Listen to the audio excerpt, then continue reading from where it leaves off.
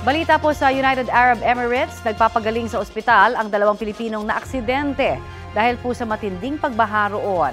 Sa panayam ng Super Radio DZBB kay Department of Migrant Workers Officer in Charge Hans Leo Kakdak, sinabing bibigyan din sila ng tulong at suporta ng pamahalaan. Vehicular accident ang kinasangkutan ng dalawang sugatang Pinoy.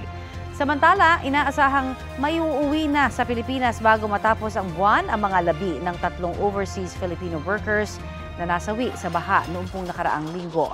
Wala naman daw humihiling ng repatriation sa mga Pinoy na nasa Dubai. Unti-unti na ring humuhupa ang baha at bumabalik sa normal ang buhay ng mga residente roon. Kapuso, para sa mga maiinit na balita, mag-subscribe sa GMA Integrated News sa YouTube. Sa mga kapuso naman abroad, subaybayan nyo kami sa GMA Pinoy TV at sa www.gmanews.tv.